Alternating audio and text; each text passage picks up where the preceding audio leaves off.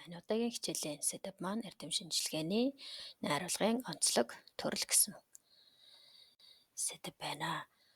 Тэгэхээр эрдэм шинжилгээний найруулга гэж ер нь юу юм бэ гэдэгтэй эхлээд танилцъя. За байгаль нийгэмд хэрэг явдлын тухай өгүүлэхдээ түүний зүй тогтолцооны харьцааг дүгнэн бичдэг. Бичгийн хэл найруулгыг бол эрдэм шинжилгээний найруулга гэж нэрлэдэг байх нэ. За энэхүү эрдэм шинжилгээний найруулга нь аль биесний шинжтэй загварт найруулгын төрөл юм байна. За тэгэхээр онцлогуд нь бол тоо баримт, нэр томьёо их ордог.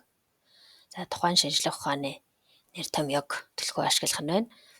За бүтээлч мэдлэг тэлгүй заах нь. За мөн баталж нотолсон өнгө аястай байдаг. За тухайн сэдвийн хүрээнд асуудал төвшүүлэн бичдэг. Нэр томьёо мэргэжлийн үг хэллэгийг өргөн хэрэглэх онцлогтой. За мэдээлэх чанартай, үгийг шууд утгаар нь хэрэгэлдэг. Ийм төрөл байх нэ.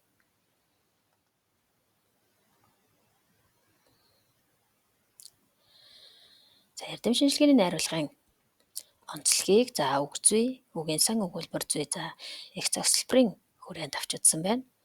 За үг зүйн хувьд бол ихэнхдээ жинхэнэ нэр зохиолох нь. За үйл үг нь одоо цагийн хэлбэрээр ихэвчлэн хэлбэрждэг. За баймждахтай нөхцөл бүтээгээр элбэг тохиолддог байх нэ. Харин үгийн сангийн хувьд бол шинжлэх ухааны дундын үгсийг хэрэгэлдэг. За дүрслэх хэрэглүүр утга шилжсэн үгийг хэрэглэхгүй. За гадаад үг латин үг хэллэг орно. За энэ нь болохоор мэргэжлийн үг хэллэг орчтой холбоотой. За мэдээж хэрэг тухайн мэргэжлийн үг хэллэг түгээмэл ордог байх нэ. За өгүүлбэр зүйн хувьд бол нийгмэл өгүүлбэр голлон тохиолддог. За өнгө аяс нь бол батлах, үг үсгэх, итгүүлэх зорилготой байх нь. За мөн цогц санааг догол мороор бичдэг байх нэ. Их зохицолборын онцлогийн хувьд бол юм үзэгдлийн мөн чанар, утга шалтгааныг тайлбарлан тодорхойлсон тоочмж болон эргэцүүлэмж маяг голлон бичдэг.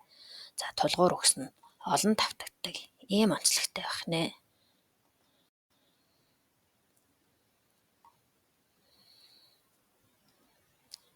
За эрдэм шинжилгээний найруулгын төрөлд бол олон шинжлэх ухааны салбараас гарч байгаа илтгэл, өгүүлэлэг, шүүмж, ном, сурах хүчиг, гарын авлага, тохимол, эмэгтгэл, сэтгүүл, эрдмийн зэрэг горлсон зохиол, реферат, эрдэм шинжилгээний ажил зэрэг бол энэ найруулгын төрөлдөө багтдаг байх нь. За найруулгын төрлийг нь харьцуулсан хүснэгтийг хараад тэмдэглэж авах зөвлөвөл тэмдэглээрэй. За номыг бол тодорхой сэдв, ойлголт, судалгааны үр дүнгуудын системтэйгээр танилцуулсан байдаг. За бичвэр бүтцийн зохион байгуулалт нь оршил, гол, дүгнэлт гэсэн хэсэгтэй. За нийтэд зориулсан мэдлэгийг түгээх, гүнзгий ойлголт өгөх зорилготой байх нь. За багцсан мэргэжлийн хүнд үгс ашиглагдана. За формал, академик гэсэн ийм төрлөөр бичигддэг байх нэ.